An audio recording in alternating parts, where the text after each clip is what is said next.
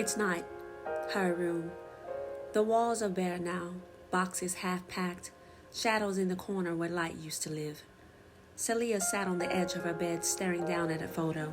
Her father, laughing in his uniform, arms around her mother holding a baby girl. Her.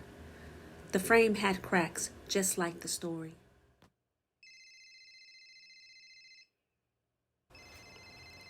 The phone rang.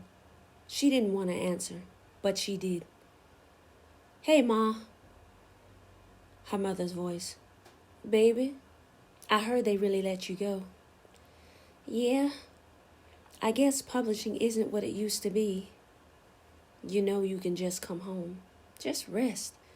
You don't have to carry everything all at one time." "If I don't, then who will?" Another pause. The kind that mothers save when they know they want to say more, but they know it won't help. "It's a full moon tonight. Watch your dreams, baby." "Yeah, I will, Ma." She hangs up. She sits in silence. Fired, broke, alone, but free and ready. You know what? I should get started. I only have one shot at this. I have to try to make this work. Please. She lit the black candle, pulled out the ring she never wore, the one her father left behind, drew the circle in salt and ash. The photo went in the center, flame touching the corner, curling his face into smoke. Open. Time is the door. Let me in. The wind moved, but her windows were closed. The flame turned blue, the room dimmed, and just before the darkness swallowed everything, she saw him. Her father, far and away, reaching out. Then, nothing.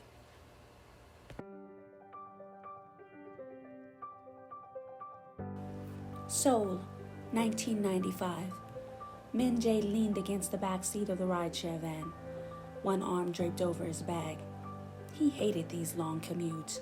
Same streets, same neon, same tired thoughts. Then he saw her, standing at the bus stop like she'd always been there. Long tan coat, skin rich and radiant under the street lamp. Her hair pulled back, eyes staring straight ahead like she was looking through time. He blinked. She didn't move. The car kept going, but something in his chest didn't. Was she a ghost, a mirage, or just the most beautiful woman he had ever seen? Minjae twisted in his seat, watching her as long as he could. But the moment passed. The van turned, and she was gone.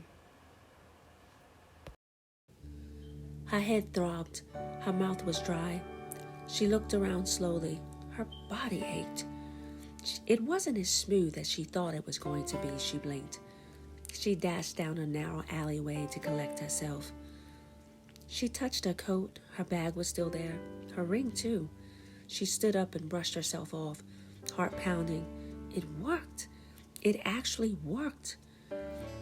But what she hadn't thought was that she realized she had no phone, no money, and no father yet. She stepped out into the middle of the street. The signs, the cars, the clothes, the music, blaring from the nearby cassette vendor. It all felt like a memory that she had walked into that didn't belong to her. She wandered the streets for hours. People stared. She expected that. But what she hadn't expected was how many salons she found that would turn her away before she could even finish her sentence. Her Korean was clumsy. Her accent was thick. She knew few words. Enough to ask or to gesture or to smile politely, but not enough to convince someone to hire a foreigner. Still, she kept walking. Her feet were so sore when she finally saw it. A tiny wooden sign painted with a swirling lotus hanging above the door, tucked between a laundromat and a tea shop. The scent hit her first. Sandalwood, lemongrass, clove. She knew deep down in her bones this place would matter. She stepped inside. The shop was dim but warm, lit by paper lanterns and filled with shelves of dried herbs, stones, scrolls, and oils. She ran her finger over the jar of mugwort, then paused in front of the small altar. Pili Johan K. Snayo. Do you need something? Selah turned. The old woman stood behind the counter, watching her. Sharp eyes, soft hands, maybe late 60s. Selah bowed slightly, fumbling with her words. Oh, yakcho 있어요. Do you have this herb? She pointed to the jar of dried ginkgo root behind the woman. 시간 약초, time herb. The woman narrowed her eyes. 왜 필요해요? Why you need it? Selah hesitated. Then she smirked. Time travel, she said in English. Then she repeated in Korean, thinking the woman would never believe her. 정말요? 시간 여행. No one in the world would believe that, right? But the woman's expression didn't change. She stepped out from behind the counter and walked closer.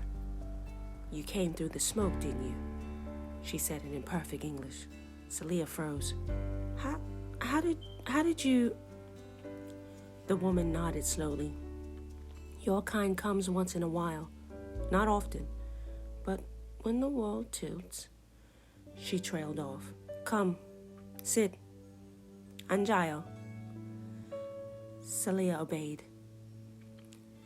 They sat cross-legged on the cushions in the back of the shop. The woman poured tea from a chip teapot. My name is Hayron.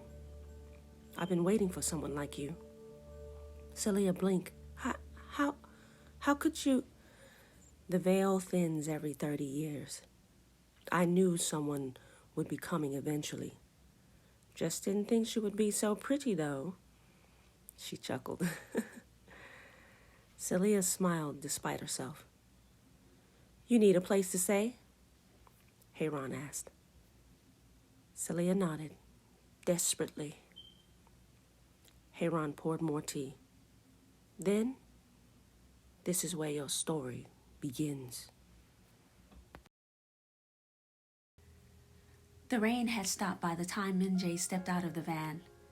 His apartment wasn't far, a quiet corner near the edge of Mapo district, where the city's noise softened into low hums and the smell of frying oil drifted from late-night kitchens. He adjusted his collar and exhaled. The night air cooled against his skin, but his mind wasn't calm. He kept seeing her, the woman at the bus stop, tan coat, stillness in her eyes. Not fear, not confusion. Something else. Something heavy. Like she had come from somewhere she wasn't supposed to. Ridiculous, he muttered under his breath. You just imagined it. Seoul was full of strange moments, faces caught in the light, the way memory sometimes lies to you. He laughed, shaking his head. A foreigner, he said to himself. And me, what would I even say? The idea of it made him uncomfortable. And, secretly, alive. Minjae was a man of structure, a software designer. Code and logic were his companions. Predictable and neat, he liked silence, he liked plans, and yet tonight, his world felt like static. Clean, organized, impersonal, the way he liked it. A single desk by the window, half-finished project open on his computer screen. The hum of the refrigerator, the tick of the clock. Ordinary sounds grounding him back to his life. But her face, that brief flash of worry, that searching look, it kept replaying in his head. He rubbed his temple, annoyed with himself. Get over it. Opening the fridge, he pulled out a pan, some sesame oil, and set it to heat. garlic, rice, leftover kimchi. The rhythm of the cooking was his own kind of peace. His hands moved automatically, but his thoughts didn't stop. What was she doing here, standing in the rain looking so lost? And why did he care? He sat at the table, spoon tapping lightly against the bowl. The window reflected his face, and behind it, the faint echo of hers. Minjae took a deep breath and tried to let it go. But something in him already knew the next time he saw her, he wouldn't be able to look away. The alarm went off at 6:30 a.m. Same sound, same ceiling, same routine. Minjae blinked into the gray light that seeped through the blinds and reached for his phone. No new messages. There never were. He waddled into his same routine, boiled some water, cracked an egg into instant ramen, and ate standing up, staring at the muted TV news, mind seemingly blank. The anchor's voice blurred into static. Something happened overnight, she said, but not here, not in his apartment, not in his life. The subway was crowded, but he barely noticed. Everyone's faces looked down, same glow of phone screens, same expressions of half sleep. He used to think he liked the quiet. Lately, it just felt more like disappearing. At the office, the day unfolded in codes and corrections. A bug in a new program pushed a deadline back. His team leader's voice sharpened. A co-worker sighed too loud. "You're too slow, Minjae. You need to be more assertive." Words he's heard all before. He smiled politely, nodded, and stayed late to fix everything himself. By the time he left, the building lights were the only thing that was still burning. The next morning was no different, except for it was his day off. He didn't set his alarm, but his habit woke him anyway.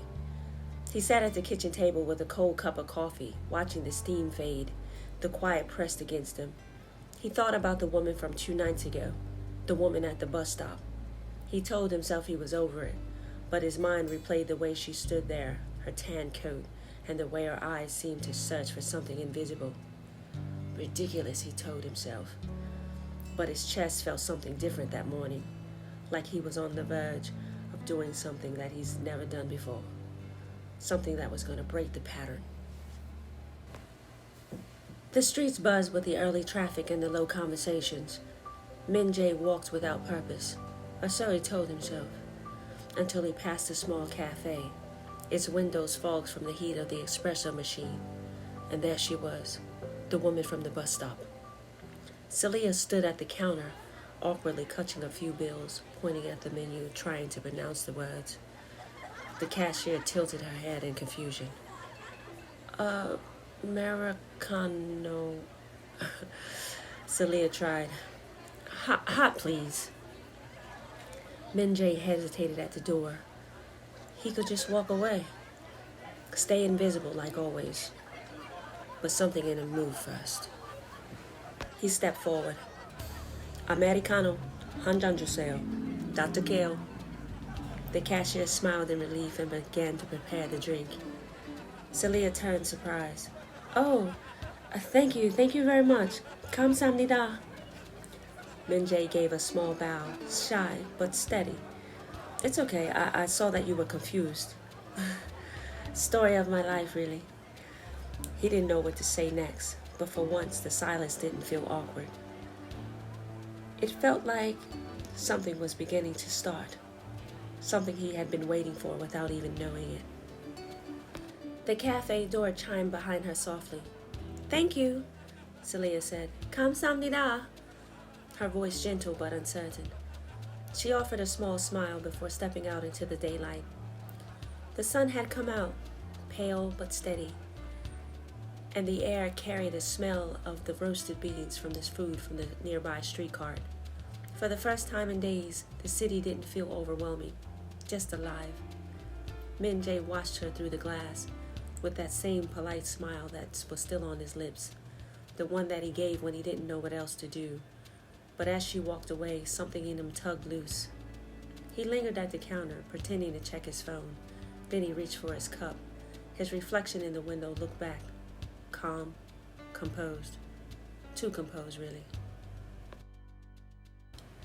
He stepped out into the sunlight. Selah turned right, moving slowly down the block, squinting at the street signs, one hand brushing a coat pocket as if checking for something. He hesitated, taking one step, then another. Not close enough to be noticed, just enough to feel like the gravity was deciding for him. Ridiculous, he told himself. She's just someone I helped with a coffee order. But his heart wouldn't listen. At the corner, she paused, looking both ways.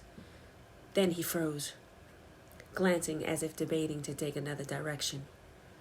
The breeze lifted, carrying the faint hum of chatter and the smell of jasmine from the passing vendor's cart. For a moment, he almost convinced himself to walk away. Then, excuse me, sir. Chokyo. The sound was soft, but it hit him like sunlight breaking through a cloud. He turned. Selah approached, holding the folded paper. Hi, I'm sorry, do you speak English? A little, he lied, nervous laughter sneaking through. She stepped closer, unfolding the handwritten note from Hanrei. I'm trying to find these places, she said, showing him the list with mixed English and Hangul. It's errands for a friend. Minjae leaned in, scanning the paper. Ah, yes. These places are close, nearby, especially this one. This one's very close, about 10 minutes, really. He looked up. I could show you if that's okay. Oh, thank you so much. I really appreciate that. Minjae nodded, and something inside him unclenched. He smiled, not politely this time, but softly, like someone remembering how. Tamanachi, he said, of course. And they fell into step together. The sunlight followed them down the street. Two strangers pulled by something neither of them could name.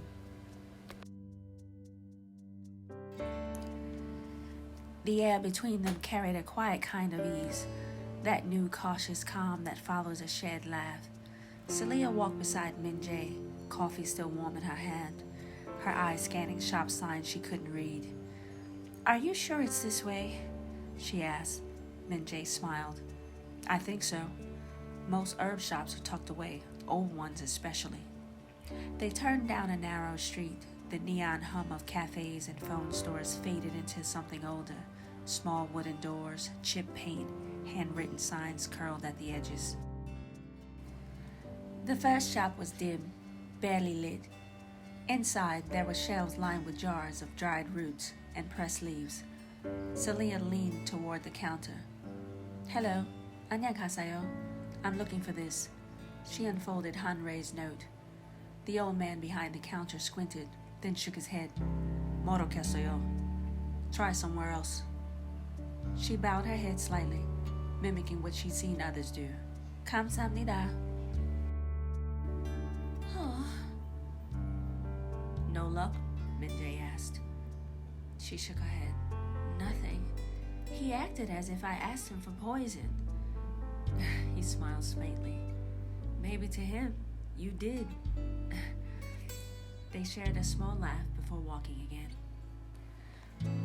The next street was tighter, darker. The kind of place that people passed through, not stopped in. The second shop had no sign, only a faded curtain and the faint smell of smoke. Selah hesitated at the door. Are you sure this is okay? Minjae nodded once, but his eyes scanned the space around them. Something about the silence pressed too close. Inside, the shopkeeper looked up from a pot of steaming herbs. His eyes flickered to Selah, then to Minjae, then back again. What are you looking for? He asked flatly. Selah, unaware, began to unfold the paper again.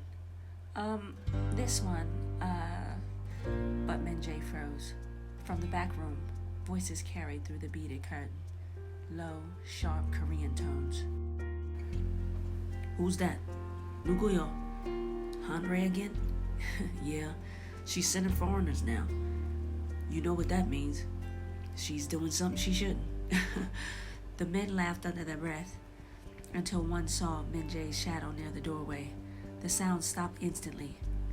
Minjae straightened and stepped forward, giving a polite bow. "Excuse us," he said, voice tight. "We were just leaving." Outside, the afternoon light hit too bright. Selah walked quietly, clutching her bag. "What's wrong?" "Nothing," Minjae said. "Just, let's not go back there." For a few blocks, neither of them spoke. Then Minjae finally asked quietly, Who are you here with?" She looked up cautious. "I told you, just a friend." "And, where'd you say you were staying again?" She smiled faintly, trying to lighten it. "Why? You want to visit?" He didn't smile. "No. I just want to make sure you're safe." Her steps slowed. "I'm fine. 괜찮아요." He nodded once, but he didn't believe it. The silence between them stretched until they reached a small street landing, back to Hanrei's shop. When Hanrei opened the door, her face lit up in surprise. And something else. "You work quickly," she said, eyes darting between them. Selah blinked. "What did she say?" Minjae hesitated. "She said you made progress." Hanrei's smile deepened. "왔어. 왔어요. Come in." Selah stepped inside, but Minjae stayed near the doorway. "You're staying here?" he asked. Hanrei answered before Selah could. "For now. She's safe with me." Minjae frowned. "You barely know her." Selah raised her hands. "Okay, guys, are you two fighting over me already?" she said, forcing a laugh. But Minjae's voice turned low. "This isn't funny, Selah. You shouldn't trust people so easily." Hanrei's expression hardened. "And you shouldn't meddle in what you don't understand." Minjae stepped closer, voice firm now. "If you're into something illegal, I'll call the police." Selah grabbed his arm. "Wait! No, guys, stop. It's not what you think. Minjae." Hanrei snapped. "Kumate! Enough!" But Minjae already pulled out his phone. Please, stop. Hajima. Please don't." In the struggle, her bag fell, scattering a few folded papers and a notebook and her ID. Minjae bent over to pick them up. He froze. The card was old, but the photo, it was hers. But the date of birth, the issue date. He looked up, his eyes dark with confusion. "이거 뭐야? What is this?" He held the card closer. "Fake?" Selah's breath caught. It's not fake." "Then, what is this?" "Please," she said again, her voice trembling now. Just don't tell anyone." Hanrei stepped between them, her tone cold but steady. "I think you've seen enough for today, Minjae." The room went quiet, except for the hum of the old ticking clock behind them, the seconds stretching longer than they should. Clock ticking faintly in the background. It's starting to rain outside now. Hanrei stood still. Her eyes didn't leave Minjae's face. "You think you understand everything, don't you?" she said softly. "Systems, rules, proof." Minjae frowned. "What in the world are you talking about?" Hanrei took one step closer. Her voice lowered, not angry, not soft, but knowing. "Don't be so high and mighty. Don't be quick to judge others. You, of all people, should know what it's like to ask the universe for something impossible." He froze. What in the world? I know you, she said. I know you asked for this. For her. For a long time. Minjae blinked, his logic fighting against something deeper rising in his chest. This is ridiculous, he said, reaching for his phone again. I'm done with this. I'm calling right now. Hanrei's tone sharpened. If you call the police, she warned, you'll ruin your destiny. That stopped him. His finger hovered above the screen, breath caught between disbelief and something older. Recognition, maybe? He looked at Selah, eyes wide, pleading, confused, then back at Hanrei. You both are insane. 미쳤어요. You're crazy. He turned, heading for the door. Wait, Hanrei called out, her voice trembling now, the first crack of emotion. You felt it, haven't you? Haven't you? That pool? Minjae stopped, just for a second. She continued. You couldn't explain it. You didn't want to. Her eyes softened. But it's there. Since the first snow. He turned halfway, cautious. What are you talking about? The train, she said quietly. You wore a gray coat, 3/4 length, 4 years ago. There was a snowstorm. Her voice steadied, calm again. I was there. I bumped into you, and I placed something in your pocket. He froze completely. Her eyes glistened. You still have the coat. I know you do. Check it. If you don't believe me. He left. No words, no anger, just the sharp, shattering silence of disbelief. His apartment was darker than usual. He dropped his bag near the door and stood for a long moment, staring at the ID still in his hand. Celia's picture, the date, it couldn't be real. He stood, opened a closet, and pulled out the half-packed donation box. Inside, the gray coat, the one he hadn't worn since that winter.